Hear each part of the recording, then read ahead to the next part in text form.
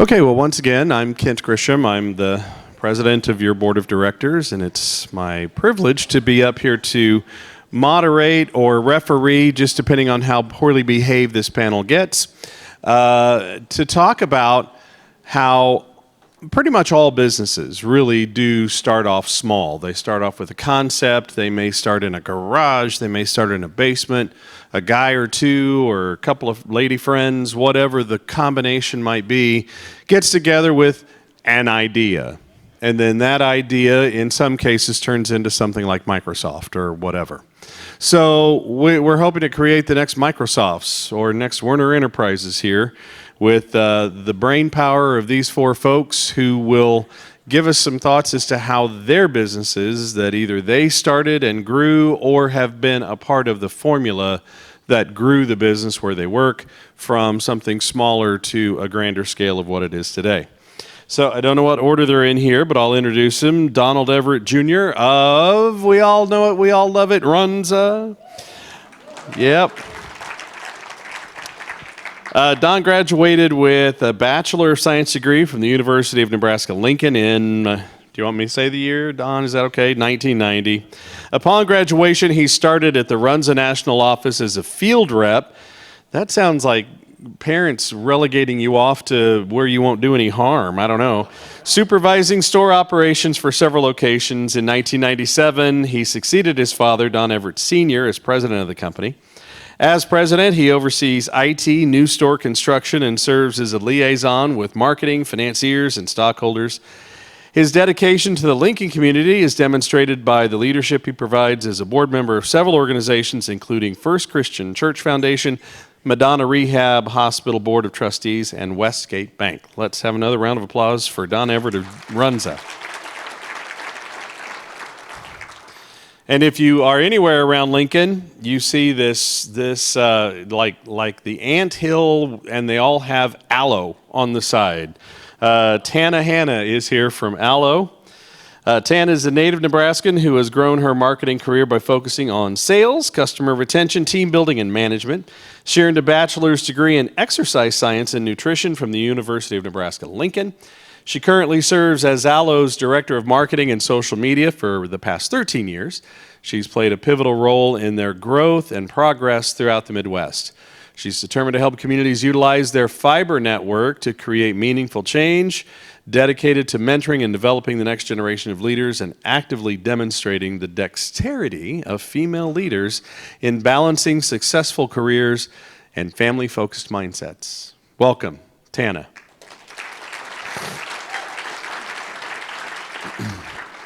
Marty Jarvis of Russ's B&R started with the B&R stores as a sacker. These are always great stories. In June of 1982 at Russ's Market, he went on to perform different jobs within the store, including working in the produce department's cashier, front-end manager. In 1984, he moved to Super Saver, where he was in charge of scanning. This job eventually led him to monitor pricing, buying, and advertising for Super Saver and Russ's Markets. In 1999, he was named Director of Marketing, where he resides today. He oversees all aspects of marketing, including print and digital marketing, the Russ's loyalty program, event marketing, and the company golf tournament. Welcome to Marty. And last but not least, Dr. Ray Ward of Ward Laboratories. He serves as the president and co-owner of Ward Laboratories, a certified, let's see if I can say all these, professional agronomist, certified soil scientist, and certified crop advisor with a PhD in soil fertility from South Dakota State University. He's smarter than most all of us combined in this room.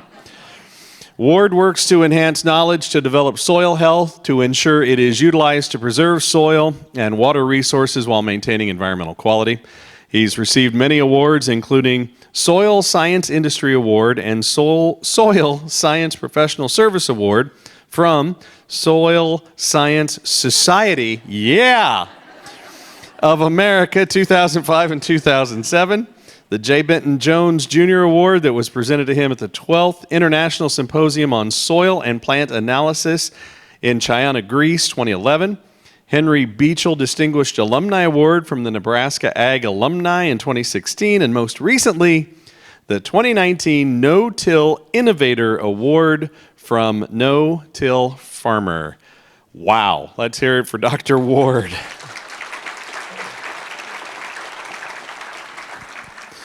So what I'm going to do is just first give everybody an opportunity to just kind of talk about what your thought processes are, what your philosophies are, whatever it is that's contributed to where you are with your companies and where your companies are in terms of their progress of success. And we'll start down at the end with Tana. Like he said, I've worked for Allo Communications for the last almost 14 years now. The company is based out of Imperial, Nebraska, which is where I live. It's a town of 2,000 people. The owner, founder, I guess, and still the acting CEO and president is also from Imperial.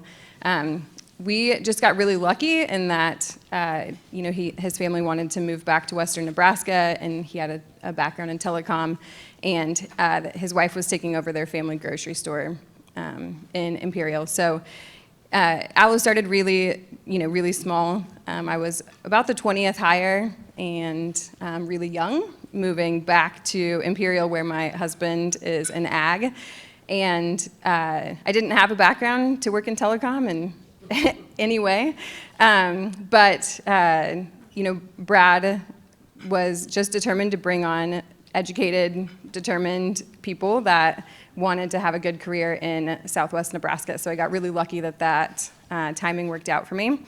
We're now over 1,000 employees, about 800 in Nebraska, which is awesome. We've been building fiber networks for almost 20 years, so next year we'll celebrate 20 years. We have 140,000 customers, 13 markets under construction. What's completely different for our business model is that we put in an all-fiber network. So there's a lot of internet providers out there.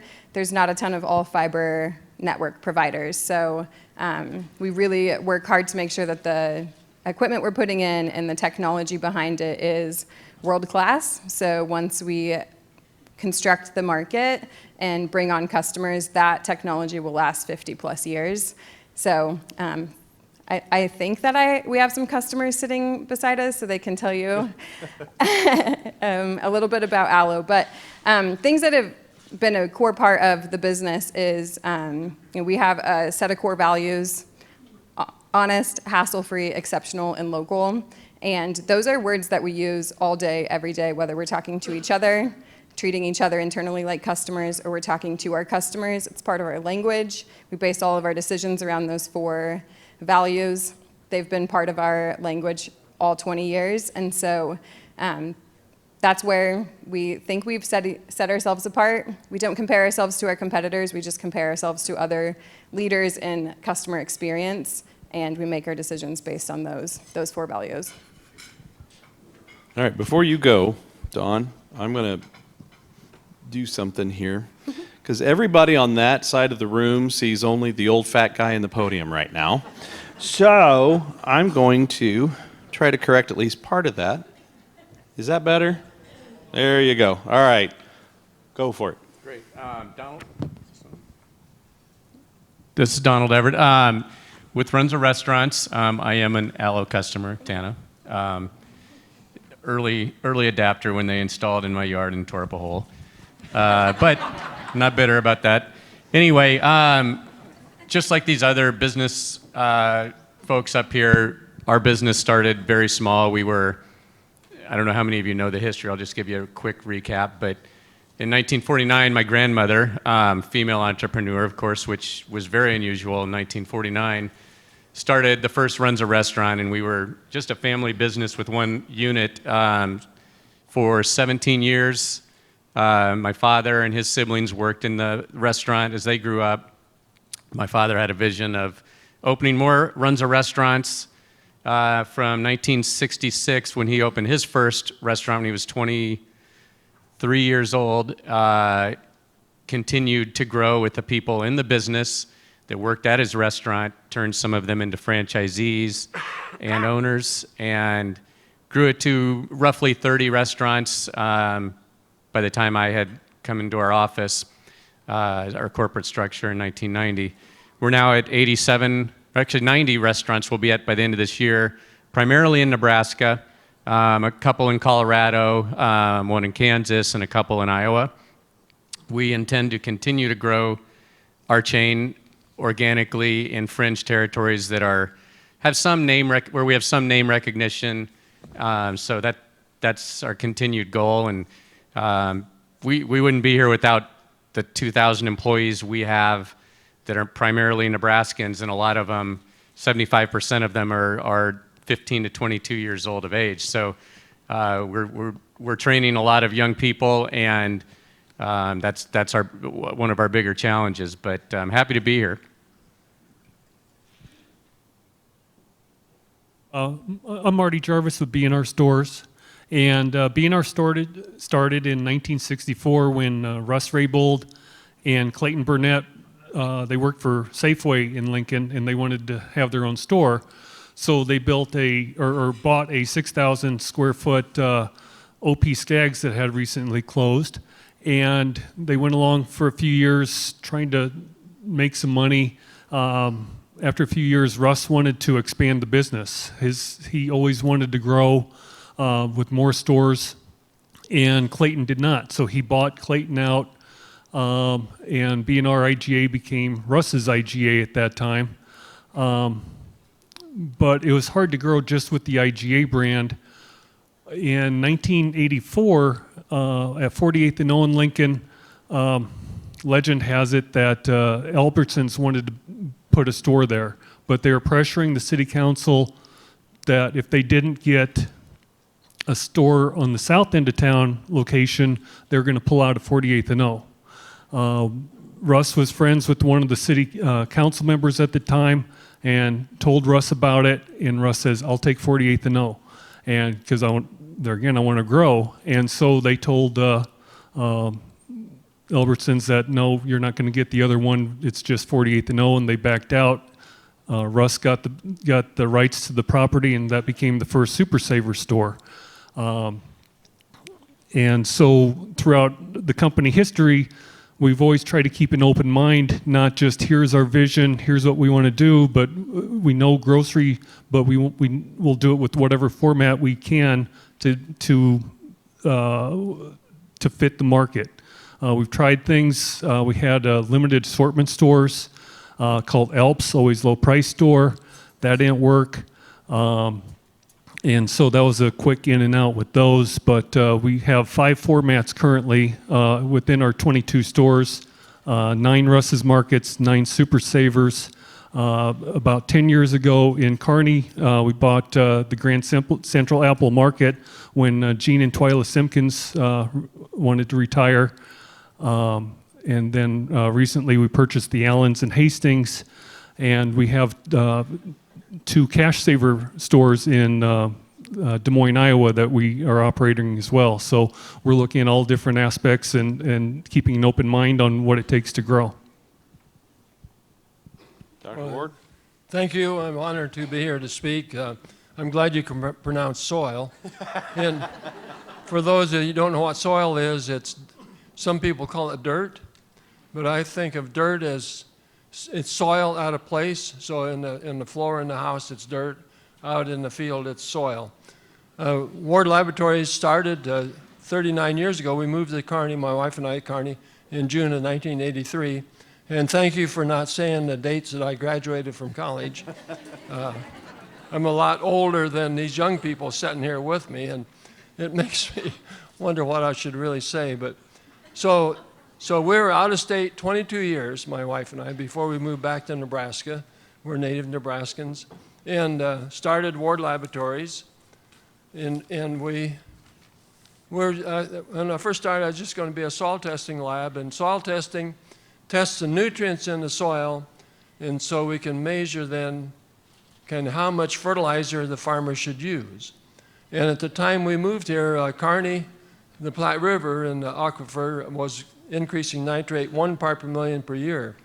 And it was kind of really out of whack on what was going on. And so I wanted to be able to help farmers and ranchers do things right. And so I worked my company to really help farmers and ranchers, and we still try to gear that today. And over time, it's growing in some interesting things. The soil, we're pretty much in the Great Plains region, and then we got into the soil health thing about 15 years ago. And now soil health allowed us to move, so to speak, to the United States. And I had the opportunity to go to Ukraine. I've been there 4 times, but we're still getting a few soil samples from Ukraine at this time of year, which is very interesting. And we have a travel agent in Ukraine that has visited twice a year for about 4 years now. And so they're sending messages all the time to us about what's going on in agriculture in Ukraine. And of course, you hear the rest of the news. And then the other interesting part of the soil testing, well, if you're going to be in Nebraska, first thing is that you have to test the plants to see if they're using the fertilizer that you're applying. And then the guy said, well, can you test feed? Well, the plant testing and the feed testing on protein is the same test. So we started in the feed testing. Then in the water testing, I wanted to be able to test the water to make sure the nitrate didn't go up anymore. So I made water testing as cheap as I could for farmers and ranchers to use it. And over time, with social media, a guy said, here's a lab that got the results back fast, the price is right. And over time, we became the laboratory of choice for home brewers, water testing for home brewers around the world. So we get samples from South Korea. 2 weeks ago, I got 6 or 10 beer samples from Czech Republic. And we sometimes test the beer to see what the mineral level in the beer is. And I assume that's part of the recipe. And of course, we got farmers from all over so to speak, all over the world too that we're testing. So we started with what I call 3.5 employees. My wife and I, and 1 full-time, 1 half-time employee, 3,500 square feet of space. Today we employ over 50 employees and we got 36,000 square feet of space. First year we tested 16,000 samples. In 2021 we tested 448,000 samples. So it gives us quite an impact in agriculture in the country. So when So when Dr. Ward can't say the word soil, now we know why. Got his samples of beer in to be tested. I want to start the Q&A now, and I'm going to throw the first one out. But if you got questions, start raising your hands, because I'm going to work through the room as best I can with a microphone so that everybody can hear you. But it supplies a lot to Russ's and to Runza, partly because I am a Runza points guy, man. I scan my little QR code all the time. You all have adopted some customer loyalty programs, and those are kind of a recent innovation, and now they're kind of becoming ubiquitous. From a smaller business and maybe a home-based business point of view, what's your advice in terms of maintaining that customer loyalty? Because that's what these programs are supposed to do. They're supposed to get the customer coming back. So how does somebody who doesn't necessarily have an app reach out and keep that customer loyalty going? And what's been your experience with yours? Yeah, I can start. First of all, any good marketing has to be based on a foundation of great product, great service. You have to deliver on value. And, you know, we're a restaurant chain with young kids working in our restaurants. We have about 70% turnover, so it's constantly training and reinforcing how we do things in our culture. And, you know, kids these days, unfortunately, they're very busy on their phones. They're used to paying attention for 30 seconds to a minute. We've had to shorten our training tools. We've had to focus on interpersonal skills. I don't think kids know a phone. You can actually make a phone call on it. You know, my kids don't even answer the phone, but I text them, they'll answer. So you got to start with a foundation of great food and great service, in our case. And we did just recently introduce a Runza app, and that's our way of implementing a consistent loyalty program. So As you download that app, you can now order your food in advance and pick it up if you want to avoid the line in the drive-thru, which I don't even order at Runza anymore without using the app personally. So yeah, I'm a little maniacal about sitting in a drive-thru for too long. But anyway, in addition to that, you get loyalty points as they scan your app as you open it up. That's been an important addition for us, and we've had about 100,000 downloads, which, considering the population of Nebraska, I suppose you could say that's almost 5% of the population. We want to get more people to download it, but that's how we reward our customers and give them points to earn cash value to use at our restaurants. I'm sure there's some available folks out there that do apps as a business that might be able to skin your company's name and build that out. But ours took quite a while to develop. We went through a couple companies, but we also wanted to build in that order ahead functionality where the orders went seamlessly into our point of sale rather than having it rekeyed and a potential risk of order inaccuracy. So we had sort of some special criteria to get to that point, but loyalty has to start with a great food and great product. We can give all the loyalty points we want to give someone, but if we don't deliver on that value proposition, we failed. And in fact, I think I would contend marketing does you a disservice when you're bringing people back into the door if you're not performing well. But it's a challenge every day. Nebraska, as you guys probably know, has the lowest unemployment in the country at 1.9%. Tied with Utah, but we also have the highest participation rate in the workforce of any other state in the union. So we are the most challenged state in the country to grow a business, and we have to do better than everyone else in order to staff up our restaurants. To me, this is a whole rabbit hole question because defining loyalty, to me, it's not the card.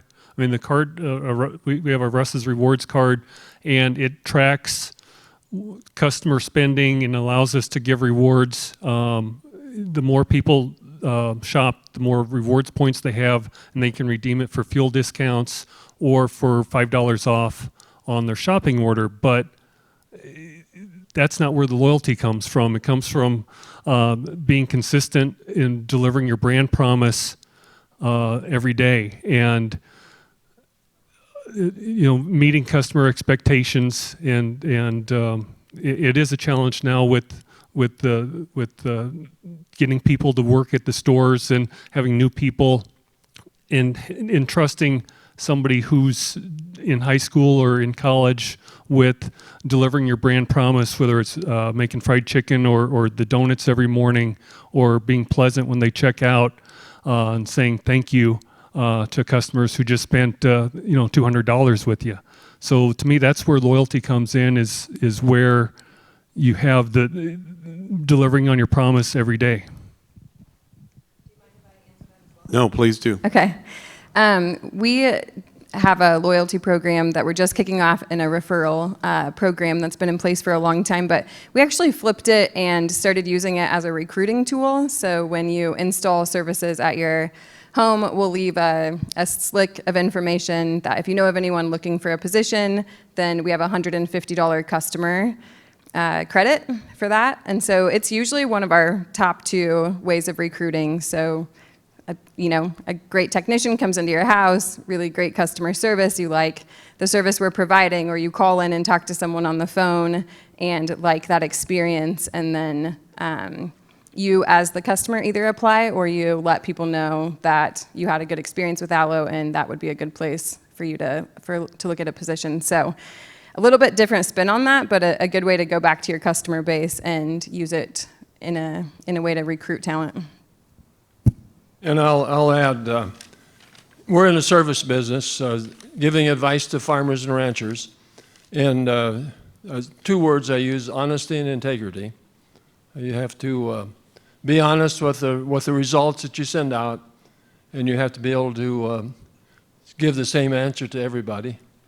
that's doing that. So those are kind of secrets for us. Anybody got one so far? Tana, I'm going to ask one of you. So, clear back in the day when Grow Nebraska was first getting started, I mean, there were still people trying to sell their home-based products on dial-up. The world is different today, but what are the top 2 or 3 questions or considerations that somebody running a home-based business should be asking when it comes time to decide, this is how I'm going to have internet connection that is going to take care of my business? Yeah, so reliability is obviously the number one. We've got a couple of business sales reps here, and the reliability and uptime of the network is the number one thing you should ask about.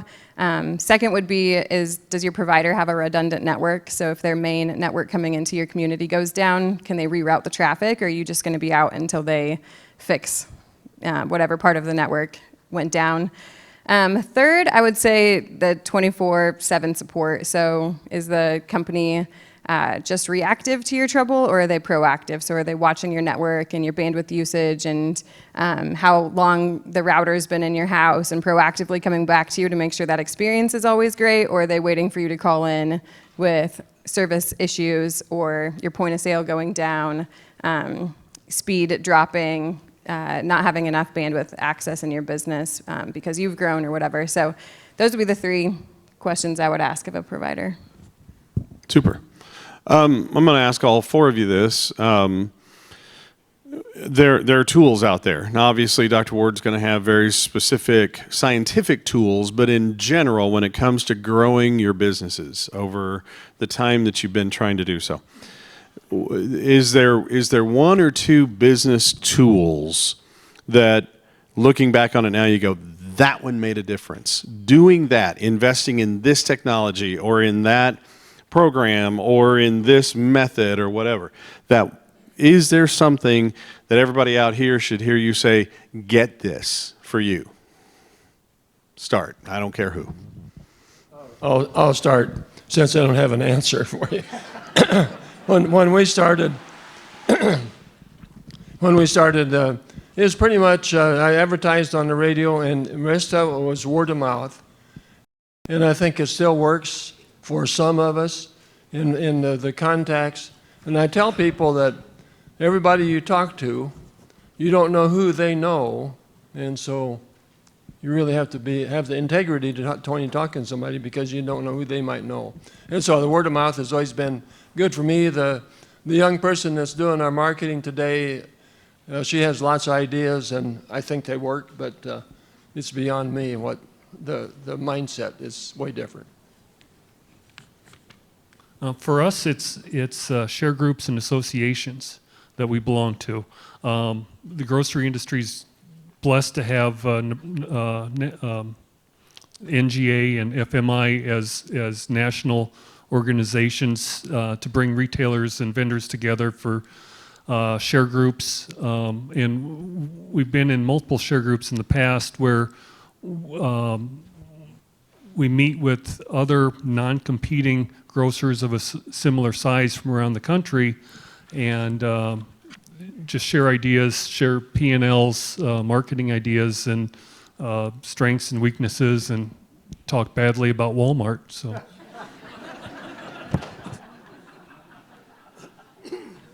I'll just add, tools that we've added to our toolbox at our corporate office to help support our stores is we were fairly passive with technology several years ago, probably 10 years ago. And we third-partied everything. And, we were always told, oh, that's going to be months away. That's going to be months away.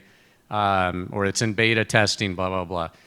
Anyway, the best thing that we did is invest in creating an IT department to be more actionable and proactive with the needs of our restaurants. And, there's a variety of projects that team has implemented and worked on, and they have a can-do attitude that, we can go to them with solutions. They might create, utilizing APIs to have information automatically flow from our back office software at our restaurants into payroll or into bill pay. They've sourced out our point of sale, and we actually do tier 1 support from our office for our stores rather than relying on a third party to provide that support. We can go to the stores in a moment's notice to fix something. We can troubleshoot on the phone. We are the help desk, even though the point of sale company is supposed to provide tier 1 support. We do it because we're better at it. But there's a lot of opportunities there. We're even looking at, and we've already trialed this, but as I said, we struggle to find staff, right, with the low unemployment we have. We're looking at, you guys know of a Ring doorbell, right? You ring the doorbell, you can talk to that person. Imagine something like that in the drive-thru, being able to have someone take your order that isn't necessarily at the restaurant. We have that set up at our office. If we need to fill in for a store and help take one of the positions off of their schedule that day, we can do it. And our IT department was innovative enough. There isn't a solution out there that's built. We built it ourselves. But having an IT department and being proactive with technology is really my point that can help any business. It is in the top of our mind, every department. How can IT help solve our problems, and especially at the store level? So we're highly focused and motivated and investing heavily in IT. A couple of game changers for us were being able to take residential orders online. We've been doing that for 7-8 years now, but we just continue to tweak and make that a little bit better. Over 50% of our orders come through the website and can schedule their own installation and get reminders, and so it's pretty hands-off for us. Set up a customer journey to remind you of when a tech is coming and what we need to do once we arrive at your house. A story from yesterday, I got to Kearney and have a birthday party I'm going back to Imperial for, and I need to get cupcakes or a cake or something, and I jumped online, what's the best bakery in Kearney, and the first website I found might be the best bakery, I hope, I'll let you know later, but you couldn't order the cupcakes on their website, and I actually sat back and I was like, oh man, do I want to call?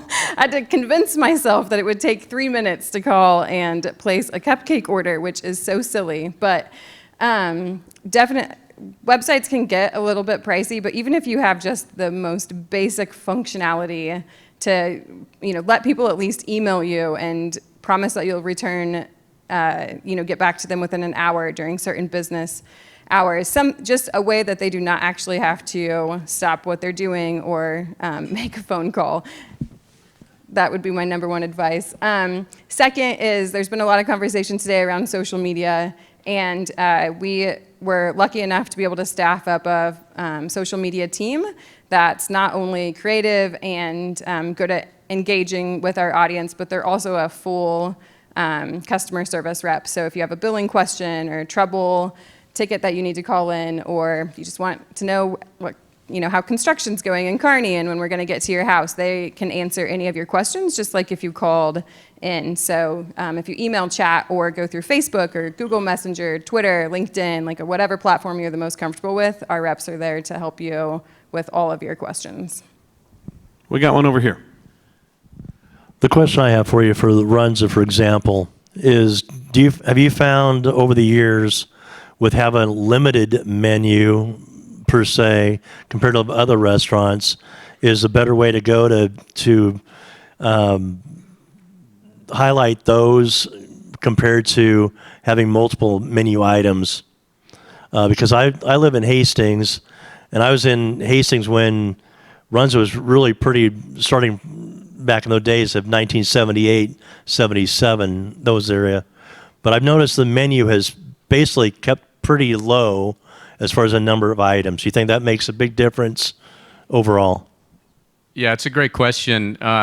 We make a lot of our products from scratch, and so our mornings are quite busy at our restaurants. That's why we will never introduce breakfast.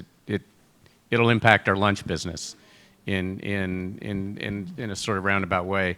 So, we have kind of focused on if we're going to add something, we got to look at is there something we need to take off. Focusing on your core products in our business has been critical. Imagine adding more items to the grill or the fryer or the ovens. our theory is we're going to compromise our success with our core products if we continue to, add whatever the latest fad is, whether it's a veggie burger or whatever. And we'll certainly trial some of those things. And where, markets have evolved. I mean, we didn't used to have kids' meals. We didn't used to have salads. We have those on our menu, and they're important parts to our menu. But we're kind of at, I wouldn't say a tipping point, but through the pandemic, as we've had supply chain issues and we've had to remove, I'm sorry if anyone loves our corn dogs, but we don't have them anymore, mini corn dogs. They won't be coming back. It's a strain on the fryers. We feel like we serve a better fry when we don't have to add multiple items to those fryers. But we really take a hard look at that, and we certainly get feedback. Oh, I wish you still had your Polish dog, your brownies, your mini corn dogs. It's tough to hear those things, and our marketing department will always be advocates for adding those things back because they can't stand to hear those complaints. But at the same time, we know it helps us perform at a higher level with the rest of our menu. We're over here now. So I have a question. A lot of times when we have these conversations about brand, people talk a lot about the voice of the brand, and I would be interested to hear how y'all develop the different voices. Again, I'm thinking specifically of Runza. I don't know if it's true in other parts of the state, but in Nebraska or in Omaha, the physical signs, the lettering on that is just so hilarious. I have definitely purchased something because it made me giggle, so good job. But also selling the pool floaties and things like that. How much was that we just want to be fun, and how much it is trying to speak to the culture. And then for the other, the other folks up there who don't have such a forward-facing thing, do you take that kind of thing into consideration? Sure. That's a really, I'm glad you mentioned that. Our marketing department would be thrilled because these are all things we do with intention, to have some fun. And I would like to think if you looked at our website, you looked at our social media, you looked at our Runza shop online, you would see that common theme of we're a little bit different, we're a little bit weird. We're kind of like the state of Nebraska, where the Runza sandwich is not for everyone. And frankly, I didn't even eat one until I was 18 years old. I don't think my taste buds had evolved, to enjoy cabbage. But anyway, so it has been intentional, and I'll be honest. I think our employees and our corporate office staff embrace that culture. They know that's the culture, and we try and bring that through in the training also. The pool floaties and we, you might have been mentioning what we put on our marquees sometimes. We let our stores have some fun with those. Each month we give them a variety of options. We work with our advertising firm, our third-party creative partner, to come up with some of those fun taglines, and employees enjoy it. It's fun conversation, and it makes life and work fun. With 5 different brands, it's tough. Because when someone gets promoted within the company, they might jump from Russ's to Super Saver, vice versa. And so they don't grow up on the particular brand. And let's face it, 90-some% of items in a grocery store are the same no matter where you go. So it's more about a few of the items on the perimeter in the fresh departments, and then number of services or ancillary departments that you might have. So it's very tough. But one thing I've told a company we're working with some creative is that Russ's market is like 128 box crayons. There's not much limit. Whereas Super Saver, you have 8, and that's it. So it's straightforward, and it's all about value. And Russ's, you can have a little more fun with. Excuse me. Ward Laboratories, or Ward. And when I first heard it, from other people, I use Ward Lab, and it makes you scared. They're talking about me. But the brand, the Ward Laboratories, is a brand, and I object to anybody that tries to change that name, because that's what people are used to.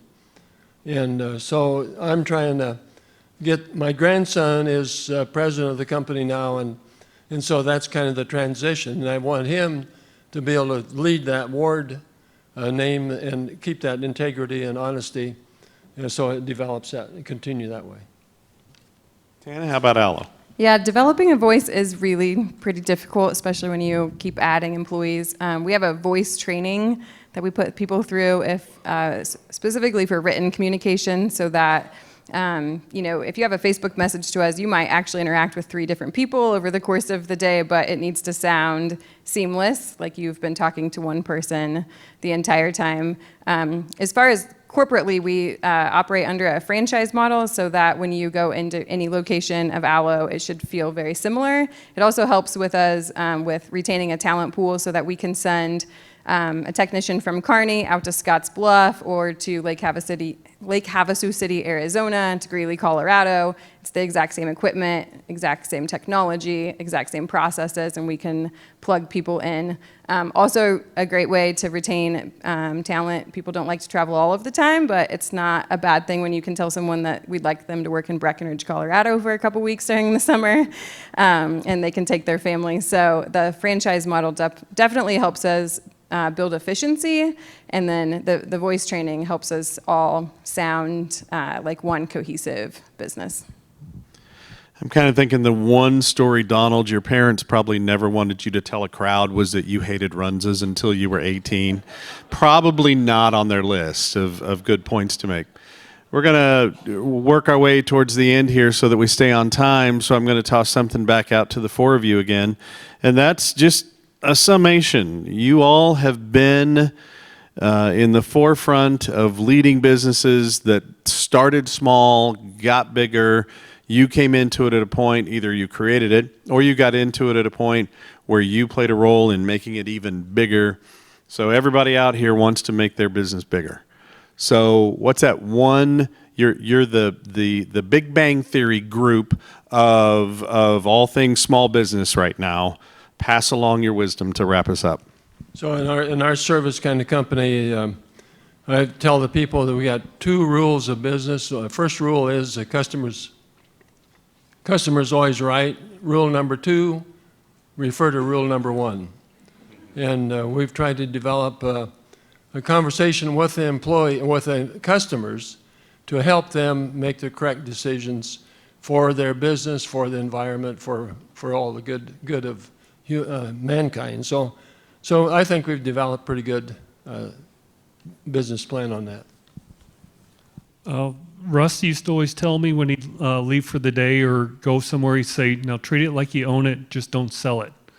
And so he wanted you to take it and do the best you could with it and have the passion for the business, for the customers, and for the employees.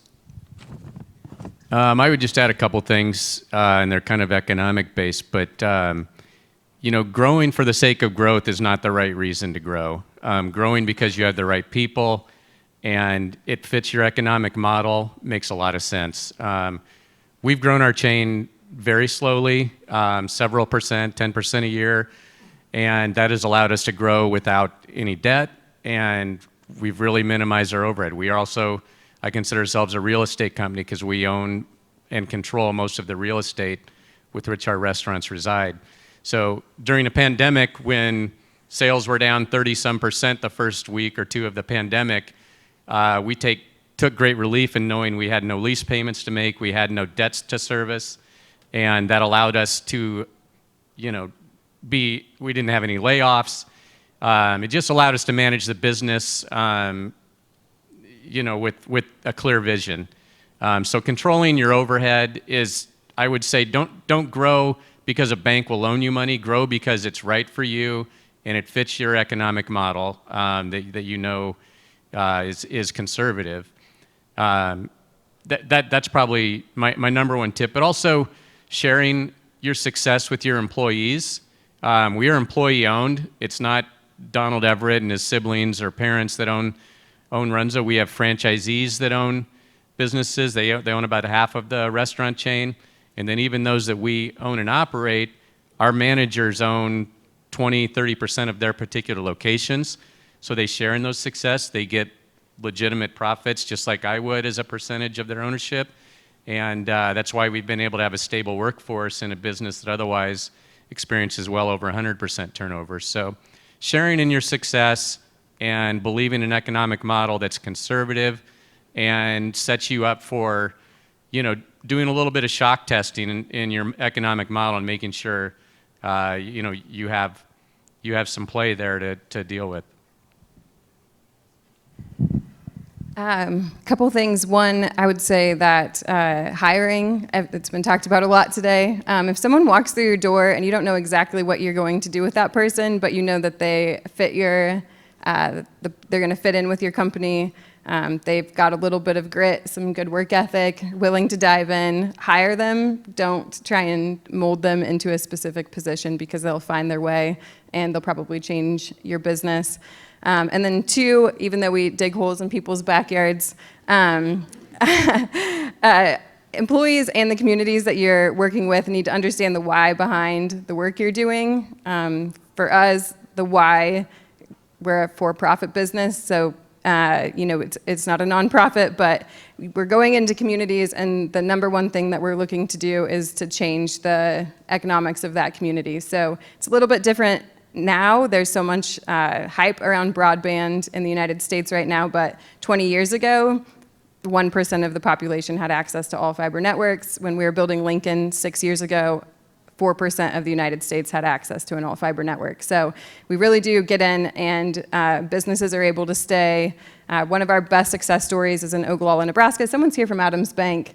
They were going to move their corporate office to Colorado to get better access to broadband, and they loaned us Allo, one of our first big loans, and that was to build fiber in Ogallala so that they could keep their headquarters there and their operations center. So there's a ton of stories like that, but if you're not pushing that back into the communities you serve and the people that are doing the work every day, they forget about the why and they start to think about it just as a job or a paycheck, and that'll change your culture really quickly. All right. Can we thank our panel?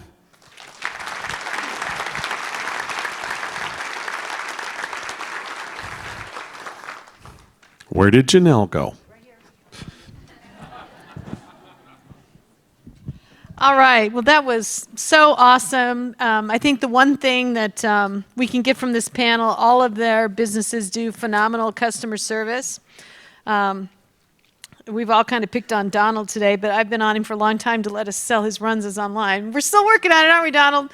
But anyway, I do have one more special gift to give. There's a gentleman here that was innovative in helping us create our statewide board before, and we've got an individual here, Lori, can tell you she was on our board. Once you were on our board in the early days, it was like you just became married and you're never going to get off. But we had an individual by the name of Jim Crandall that was the executive director of the Nebraska Co-op Development Center that helped grow Nebraska become what it is today. So we were so thrilled that Jim was able to come. So let's give him a big hand.